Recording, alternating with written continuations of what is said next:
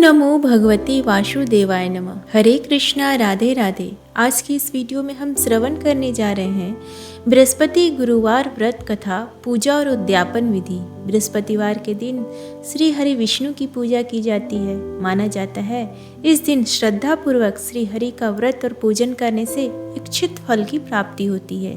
इसके अलावा जल्द शादी करने की इच्छा रखने वालों के लिए भी ये व्रत बहुत ही लाभदायक होता है। अग्नि पुराण के अनुसार अनुराधा नक्षत्र युक्त गुरुवार से प्रारंभ करके 7 गुरुवार तक नियमित रूप से व्रत करने से बृहस्पति ग्रह की पीड़ा से मुक्ति मिलती है। इसके अलावा घर में सुख शांति और श्री विष्णु भगवान का आशीर्वाद भी मिलता है। लेकिन केवल पूजन करने और व्रत रखने से संपूर्ण फल नहीं मिलते। पूर्ण फल के लिए बृहस्पति देव की विधि और भाव से पूजा करना भी आवश्यक है। व्रती की सुविधा के लिए हम श्री बृहस्पति देव की पूजा और उद्यापन विधि क्रम से बता रहे हैं। आशा है आप इससे लाभान्वित होंगे। बृहस्पतिवार व्रत उद्यापन विधि एवं नियम। गुरुवार के दिन भगवान विष्णु जी एवं बृहस्पति देव दोनों की पूजा होती है, जिससे घर में सुख समृद्धि बनी रहती है। कुंवारी लड़कियां इस व्रत को इसलिए करती हैं जिससे कि उनके विवाह में आने वाली रुकावटें दूर हो जाएंगी। ऐसा कहा जाता है कि अगर आप 1 वर्ष में गुरुवार का व्रत करते हैं तो आपके घर में कभी भी पैसे रुपयों की कमी नहीं होती और आपका पर्स कभी खाली नहीं होता। आपको 1 वर्ष में 16 गुरुवार व्रत करने चाहिए। 16 गुरुवार व्रत करने से आपको मनोवांछित फल मिलते हैं और व्रत पूरा करके 17वें गुरुवार को उद्यापन करना चाहिए। गुरुवार व्रत को शुरू करने का शुभ समय पूस या पौष माह के महीने को छोड़कर, जो कि दिसंबर या जनवरी में आता है, को छोड़कर आप इस व्रत को किसी भी माह के शुक्ल पक्ष के प्रथम गुरुवार से शुरू कर सकते हैं। शुक्ल पक्ष बहुत ही शुभ समय होता है किसी भी नए कार्य को शुरू करने का। अग्नि पुराण के अनुसार गुरुवार के व्रत अनुराधा नक्षत्र युक्त गुरुवार से आरंभ करके लगातार 7 या 16 गुरुवार करना चाहिए। व्रत करने की विधि। इस व्रत की विधि के लिए आपको बहुत ही कम सामग्री चाहिए होगी, जैसे कि चने की दाल, गुड़, हल्दी, थोड़े से केले, 1 उपला, हवन करने के लिए मुनक्का और विष्णु भगवान की फोटो, और अगर केले का पेड़ हो तो बहुत ही अच्छा होता है। व्रत वाले दिन सुबह उठकर स्नान आदि कार्यों से निवृत्त होकर सबसे पहले आप भगवान के आगे बैठ जाइए और भगवान को साफ करने के पश्चात चावल एवं पीले फूल लेकर 16 गुरुवार व्रत करने का संकल्प करिए एवं भगवान विष्णु जी को छोटा पीला वस्त्र अर्पण करिए। और अगर केले के पेड़ के सामने पूजा कर रहे हैं तो भी छोटा पीला कपड़ा चढ़ाइए। आजकल लोगों के घर छोटे होते हैं तो आमतौर पर उनके घरों में केले का पेड़ नहीं होता, इसलिए आप अपने घर के मंदिर में ही व्रत की विधि कर सकते हैं। 1 लोटे में जल रखिए, उसमें थोड़ी हल्दी डालकर विष्णु भगवान जी या केले के पेड़ की जड़ को स्नान कराइए। अब उसी लोटे में गुड़, चने की दाल और मुनक्का रखिए और अगर आप केले के पेड़ की पूजा कर रहे हैं तो उसी पे चढ़ा दीजिए। तिलक करिए। भगवान का हल्दी या चंदन से पीला चावल जरूर चढ़ाएं। घी का दीपक जलाएं। कथा पढ़िए। कथा के बाद उपले पे हवन करिए। गाय के उपले को गर्म करके उस पे घी डालिए और जैसे ही अग्नि प्रज्वलित हो जाए उसमें हवन सामग्री के साथ गुड़ एवं चने की भी आहुति देनी चाहिए।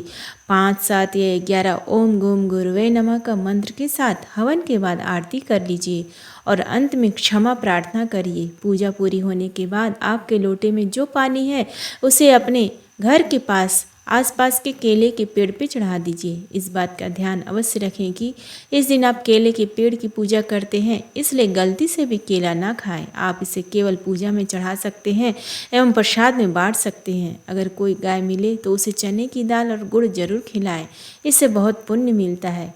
पुरुष यह व्रत लगातार 16 गुरुवार कर सकते हैं, परंतु महिलाओं या लड़कियों को यह व्रत तभी करना चाहिए जब वो पूजा कर सकती हैं। मुश्किल दिनों में यह व्रत नहीं करना चाहिए। गुरुवार व्रत की उद्यापन विधि।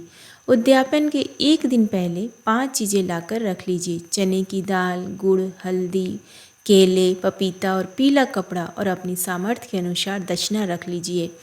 फिर गुरुवार के दिन हर व्रत की तरह यथावत पूजा के बाद प्रार्थना करिए कि अपने संकल्प के अनुसार अपने व्रत पूरे कर लिए हैं और भगवान आप पर कृपा बनाए रखें। और आज आप पूजन का उद्यापन करने जा रहे हैं। इसके पश्चात पूजा में ये सारी सामग्री भगवान विष्णु को चढ़ाकर किसी ब्राह्मण को दान करके उनका आशीर्वाद लीजिए। बृहस्पतिवार के दिन भगवान विष्णु की पूजा होती है। पूजा के बाद कथा सुननी चाहिए। इस दिन पीले वस्त्रों, पीले फलों का प्रयोग करना चाहिए। मान्यता अनुसार इस दिन एक बार बिना नमक का पीला भोजन करना चाहिए। भोजन में चने की दाल का भी प्रयोग किया जा सकता है। इस दिन प्रातः काल उठकर भगवान विष्णु का ध्यान कर व्रत का संकल्प लेना चाहिए। अगर बृहस्पति देव की पूजा करनी हो तो उनका ध्यान करना चाहिए। इसके बाद फल, फूल, पीले वस्त्रों से भगवान बृहस्पति देव और विष्णु जी की पूजा करनी चाहिए। प्रसाद के रूप में केले चढ़ाना शुभ माना जाता है, लेकिन इन केलों को दान में ही दे देना चाहिए। शाम के समय बृहस्पतिवार की कथा सुननी चाहिए और बिना नमक का भोजन करना चाहिए। गुरुवार व्रत का फल। गुरुवार का व्रत पूरे श्रद्धा भाव से करने पर व्यक्ति को गुरु ग्रह का दोष खत्म हो जाता है तथा गुरु कृपा प्राप्त होती है। इस दिन व्रत करने से व्यक्ति को सारे सुखों की प्राप्ति होती है। व्रत करने वाले जातक को यह ध्यान रखना चाहिए कि इस दिन बाल न कटाए और ना ही दाढ़ी बनवाए। बृहस्पतिवार व्रत उद्यापन विधि के लिए आवश्यक सामग्रियां हैं: धोती 1 जोड़ा, पीला कपड़ा 1.25 मीटर, जनेऊ 1 जोड़ा, चने की दाल 1.25 किलो, गुड़ 250 ग्राम, पीला फूल या पीला फूल की माला, दीपक 1, घी 250 ग्राम, धूप 1 पैकेट, हल्दी पाउडर 1 पैकेट, कपूर 1 पैकेट, सिंदूर 1 पैकेट, बेसन के लड्डू 1.25 किलो, मुनक्का 25 ग्राम, कलश 1, आम के पत्ते, सुपारी, श्रीफल, पीला वस्त्र, केला, विष्णु भगवान की मूर्ति, केले का पेड़। बृहस्पति व्रत उद्यापन विधि। इस व्रत का उद्यापन करने के लिए सुबह समय उठकर तैयार हो जाए और पूजा घर में गंगा जल को छिड़क कर अच्छे से साफ कर ले और ध्यान रखें कि पीले वस्त्र ही पहने।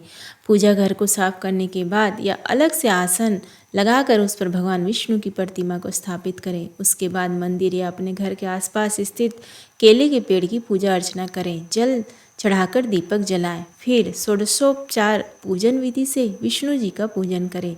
अब घर आकर या वहीं बैठकर कथा करें। उसके बाद प्रसाद लोगों में बांटे। उसके बाद श्री हरि के मंत्रों का उच्चारण करके यदि कोई गलती हुई तो उसके लिए माफ़ी मांगे। षोडशोपचार पूजन में निम्न 16 तरीके से विधि पूर्वक पूजन किया जाता है। पवित्रीकरण। सर्वप्रथम हाथ में जल लेकर मंत्र के द्वारा अपने ऊपर जल छिड़के। इसके पश्चात पूजा की सामग्री और आसन को भी मंत्र उच्चारण के साथ जल छिड़क कर शुद्ध कर लें। अब आचमन करें। पुष्प से एक एक करके 3 बूंद पानी अपने मुंह में छोड़िए और बोलिए ओम केशवाय नमः, ओम नारायणाय नमः, ओम वासुदेवाय नमः। फिर ओम ऋषिकेशाय नमः कहते हुए हाथों को खोलें और अंगूठे के मूल से होठों को पोंछकर हाथों को धो लें। गणेश जी की पूजन। इसके बाद सबसे पहले गणेश जी का पूजन पंचोपचार विधि धूप, दीप, पुष्प, गंध एवं नैवेद्य से करें। चौकी के पास ही किसी पात्र में गणेश जी के विग्रह को रखकर पूजन करें। यदि गणेश जी की मूर्ति उपलब्ध ना हो तो सुपारी पर मौली लपेटकर गणेश जी को बनाएं। हाथ में जल, अक्षत, पान का पत्ता, सुपारी और कुछ सिक्के लेकर निम्न मंत्र के साथ उद्यापन का संकल्प करें। जिस माह में उद्यापन कर रहे हैं उसका नाम लें। जिस पक्ष में उद्यापन कर रहे हैं उसका नाम लें। जिस तिथि में उद्यापन कर रहे हो उसका नाम लें। उद्यापन के दिन जिस नक्षत्र में सूर्य हो उसका नाम ले। उद्यापन के दिन जिस राशि में सूर्य हो उसका नाम ले। उद्यापन के दिन जिस जिस राशि में चंद्र, मंगल, बुध, गुरु, शुक्र, शनि हो उसका नाम ले। अपने गोत्र का नाम ले, अपना नाम ले और बोले अहम गुरुवार व्रत उद्यापन करिष्ये। सभी वस्तुएं बृहस्पति देव के पास छोड़ दें। मंत्रों और भाव द्वारा भगवान का ध्यान किया जाता है। आह्वान का अर्थ है पास लाना। इष्ट देवता को अपने सम्मुख या पास लाने के लिए आह्वान करें। इष्ट देवता से निवेदन करें कि वे हमारे सामने हमारे पास आए। वह हमारे इष्ट देवता की मूर्ति में वास करें तथा हमें आत्मिक बल एवं आध्यात्मिक शक्ति प्रदान करें ताकि हम उनका आदर पूर्वक सत्कार करें। दोनों हाथ जोड़कर गुरुदेव का ध्यान करें, आह्वान करें। अब हाथ में अक्षत तथा फूल लेकर बुध देव का आह्वान करें। सभी वस्तुएं बृहस्पति देव के पास छोड़ दें। इष्ट देवता को आदर के साथ प्रार्थना करें कि वे आसन पे विराजमान होए। हाथ में पुष्प लेकर मंत्र के द्वारा बृहस्पति देव को आसन समर्पित करें। पाद्यम, अर्घ्य दोनों ही सम्मान सूचक हैं। भगवान के प्रकट होने पर उनके हाथ पांव धुलाकर आचमन कराकर स्नान कराते हैं। आचमन कराएं। आचमन यानी मन, कर्म और वचन से शुद्धि। आचमन का अर्थ है अंजलि में जल लेकर पीना। यह शुद्धि के लिए किया जाता है। आचमन 3 बार किया जाता है। इससे मन की शुद्धि होती है। इष्ट देवता ईश्वर को शुद्ध जल से स्नान कराया जाता है। इस तरह से यह ईश्वर का स्वागत सत्कार होता है। जल से स्नान के उपरांत भगवान को पंचामृत स्नान कराया जाता है। ईश्वर को स्नान के बाद वस्त्र चढ़ाएं। ऐसा भाव रखा जाता है कि हम ईश्वर को अपने हाथों से वस्त्र अर्पण कर रहे हैं। यह ईश्वर की सेवा है। यज्ञोपवीत का अर्थ है जनेऊ। भगवान को समर्पित किया जाता है। यह देवी को अर्पित नहीं किया जाता। यह सिर्फ देवताओं को ही अर्पित किया जाता है। अक्षत, अखंडित चावल, रोली, हल्दी, चंदन, अबीर, गुलाल अर्पित करें। फूल माला, जिस ईश्वर का पूजन हो रहा है उसके पसंद के फूल और उसकी माला अर्पित करें। धूप बत्ती, घी, दीपक, नैवेद्य। भगवान को मिठाई का भोग लगाया जाता है। इसको ही नैवेद्य कहते हैं। तांबूल, दक्षिणा, जल, आरती।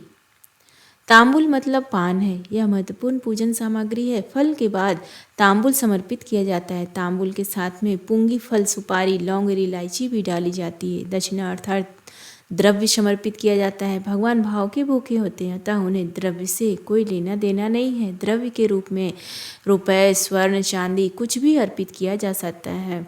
आरती पूजा के अंत में धूप, दीप, कपूर से की जाती है। इसके बिना पूजा अधूरी मानी जाती है। आरती में 1, 3, 5, 7 यानी विषम पत्तियों वाला दीपक प्रयोग किया जाता है। मंत्र पुष्पांजलि मंत्रों द्वारा हाथों में फूल लेकर भगवान को पुष्प समर्पित किए जाते हैं तथा प्रार्थना की जाती है। भाव यह है कि इन पुष्पों की सुगंध की तरह हमारा यश शब्द दूर फैले तथा हम प्रसन्नतापूर्वक जीवन बिताएं। प्रदक्षिणा, नमस्कार स्तुति। प्रदक्षिणा का अर्थ है परिक्रमा। आरती के उपरांत भगवान की परिक्रमा की जाती है।